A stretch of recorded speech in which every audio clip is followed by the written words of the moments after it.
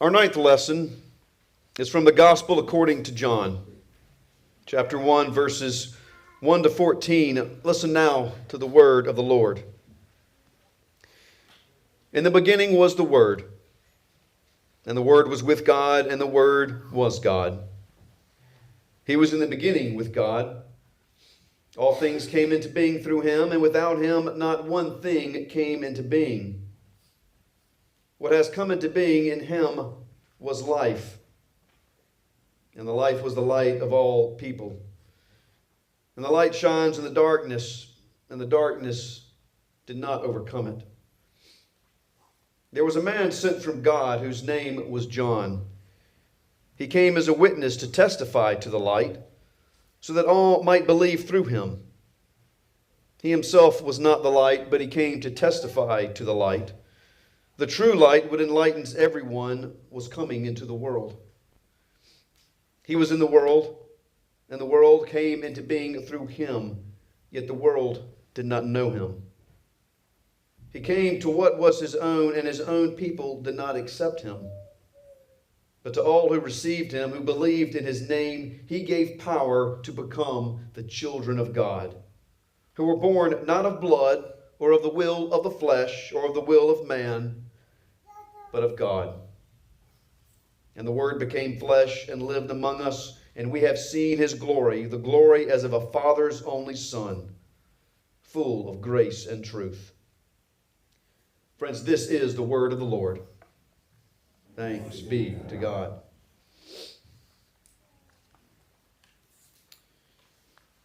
All right, well, this is Christmas Eve. All right, this is the day that we've been working for, the day that we've been building up towards. Hopefully you got it all done in time. But if not, don't worry about it. It's too late now. Just sit back and enjoy it.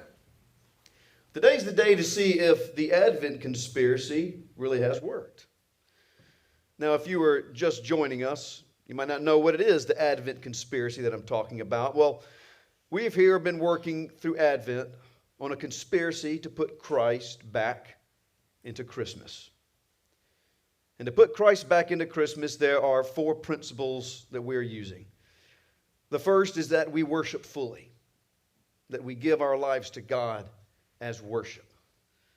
The second is to spend less, to worry less about the money we spend and all the busyness of Christmas. The third is to give more, is to express with our life the very spirit of charity and generosity. And today, the final part of putting Christ back in Christmas is to love all. Now, you may have noticed on the bulletin that the title of my sermon is not Love All, but love one another. And I've got a good reason for this. I'm not a fan of the idea of loving everybody. Now, I know it kind of sounds blasphemous, right? I mean, you're a preacher. You're supposed to love everybody. But there's a reason. Well, I don't like the phrase or the idea of loving everybody. The first reason is actually not in the Bible. You might be surprised to know that. But the phrase, love everybody, as far as I know, does not appear in Holy Scripture. Now, I know it's still a good idea, and it feels good to say it, but that's the first reason. The Bible never commands us to love everyone. The second reason I don't like that phrase or the idea is it's really just too abstract. I mean, who is everyone? Everyone doesn't really exist. I don't know everyone. There's like 7.9 billion people alive on this planet. How can I possibly love so many of these people that I've never met? Because no one is really everyone. I'm not everyone, I'm me. You're not everyone, you're you. Everyone is just, well, everybody else. That's everyone. Now, the third and the most important reason why I don't like the idea of loving everyone is loving everyone is too easy. It's actually very easy to love everyone because you know why? You never encounter everyone. It's easy to love this abstraction of everyone. I don't meet everyone. I don't talk with everyone. Everyone doesn't put any demands on my life. So I think it's impossible and unlikely that I will love everyone. But there is a command in the Bible about loving one another. There's lots of commands about loving one another. But God commands us to love somebody much more difficult than everyone. Because God commands that you love your neighbor.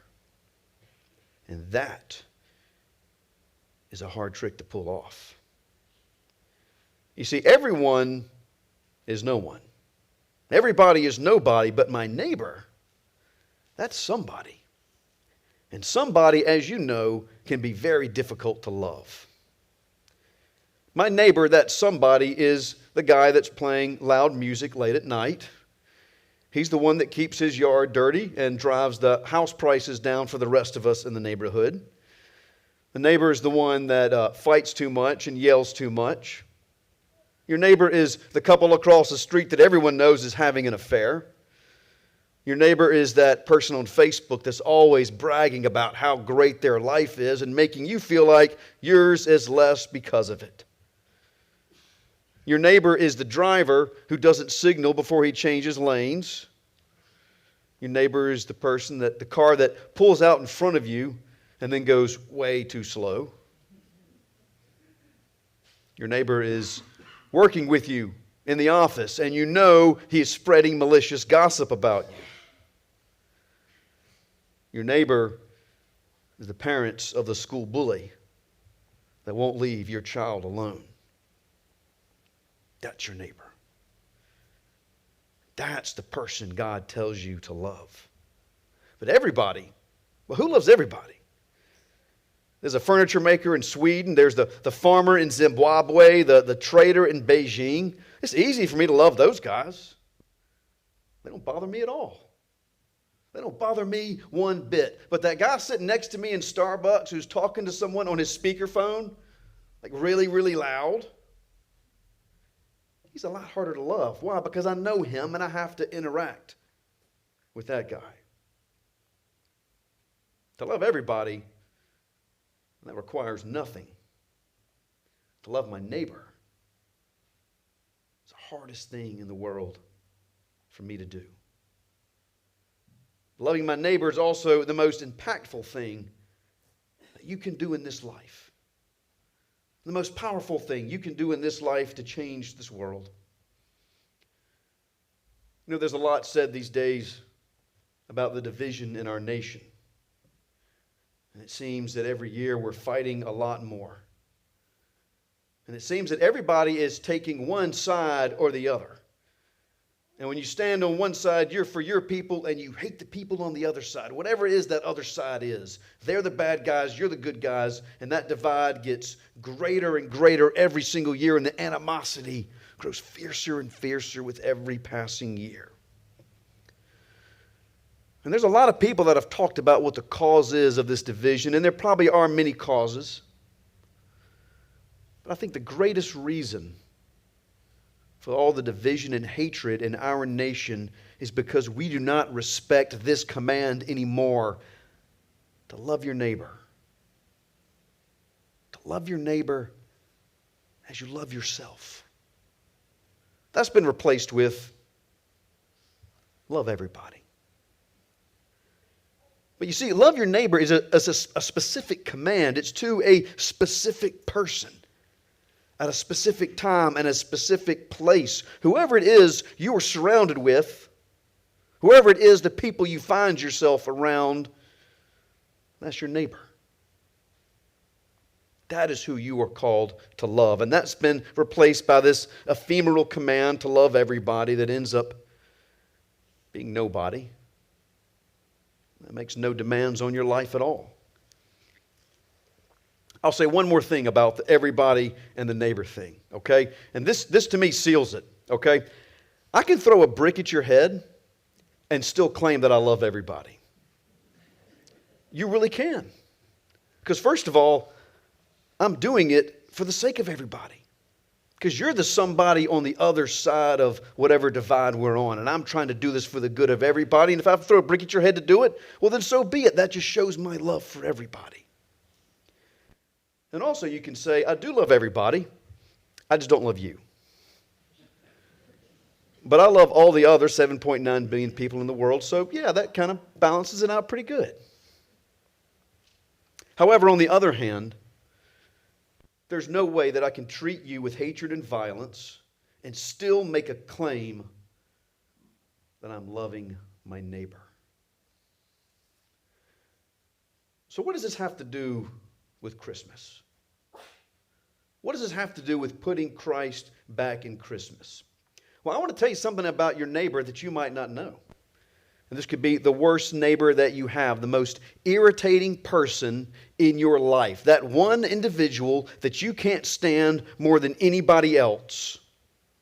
Did you know that he or she is the reason we have Christmas? That's right, it's true. That rotten, sinful creature who lets his dogs dig up your flower beds, he is the reason why Jesus had to come into the world. Now, of course, to your neighbor, you are the rotten, sinful creature that made Jesus come into the world.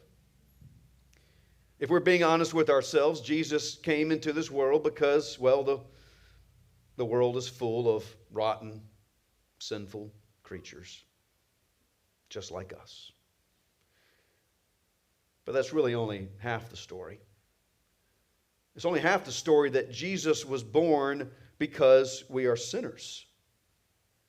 And the other half is just as important as that first half. Yes, Jesus did come into this world and was born because we are sinners and we couldn't save ourselves. But the other half of that is Jesus came into this world because he believed that people were worth redeeming. I want you to think about that. Jesus believed, no, it's not enough to say Jesus believed, he knew.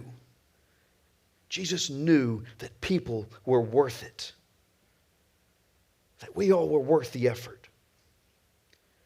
And Jesus would not have gone through all the effort and the pain of the incarnation, his suffering, his death, his humiliation,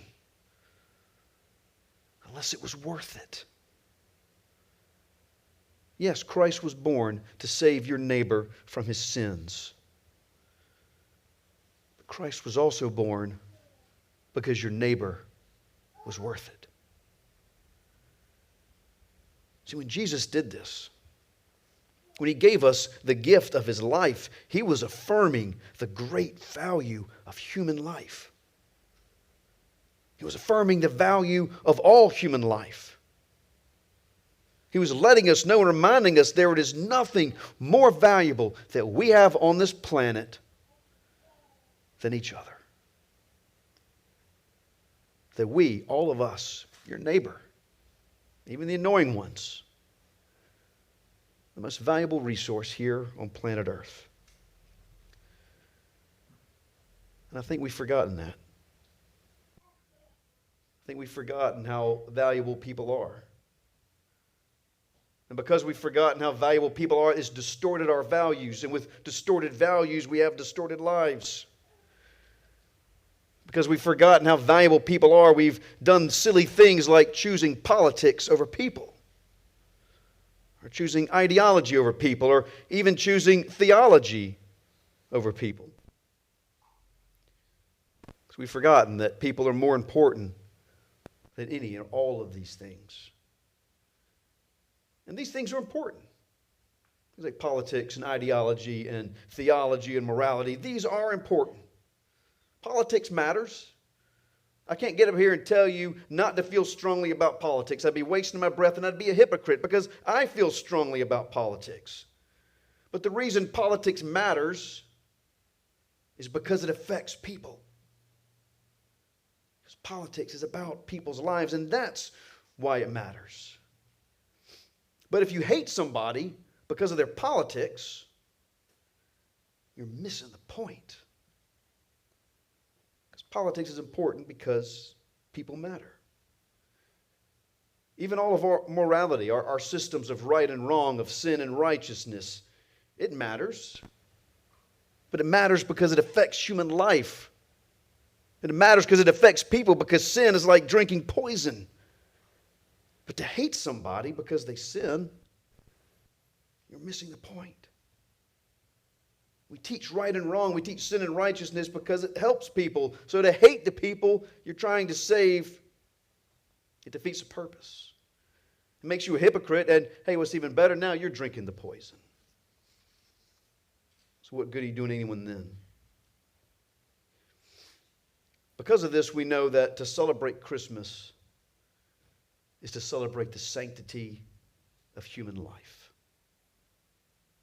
To celebrate Christmas is to celebrate the sanctity of all human life. And that is how loving one another puts Christ back in Christmas. God became man because human life was sacred enough. Human life was valuable enough that He gave His life, that He gave His dignity, He gave His honor. He gave all of that to save us. And this is why loving one another is essential to restoring Christ to Christmas. Because loving one another that's how we value each other. Loving one another is showing that we value one another. Loving one another is having those right values deep in our heart, which arrange all our other values. That's what loving one another is all about. That's why we love people more than we love objects, because people are more valuable than objects. We love people more than money because people are more valuable than money.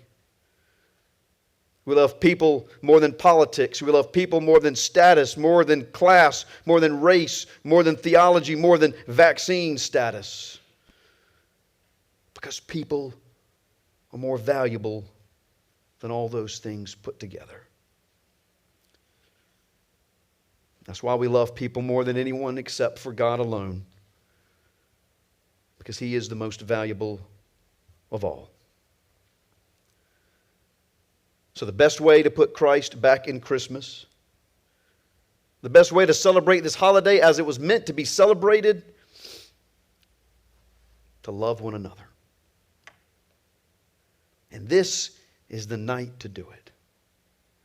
Now, of course, I would not be a good preacher if I didn't remind you, yes, you're supposed to do it every day. You're always supposed to love one another. You're always supposed to love your neighbor as yourself. But tonight is the night when we remember to do so. Tonight is the night we remember how important it is to love one another. Because this is the night when the light shined out in the darkness, and the darkness did not overcome it. This is the night when the shepherds gathered in the dark, keeping watch over their flocks by night. And looking to the sky, heard an angel proclaiming, I bring you good news of great joy. This is the night when wise men saw a star blazing with glory in the east. This is the night when a young peasant girl gave birth to the King of Kings and the Lord of Lords, and wrapped Him in swaddling clothes and laid Him in a manger. This is the night when God so loved the world that He gave His only Son, that whosoever shall believe in Him shall not die but have life eternal. What better way, I ask you, to put the sanctity back in this holiday, to put Christ back in this celebration, than by loving one another as He has loved us? It's by this that you will have a merry, you will have a holy, and that you will have a Christ-filled Christmas. To God be all the glory forever and ever. Amen.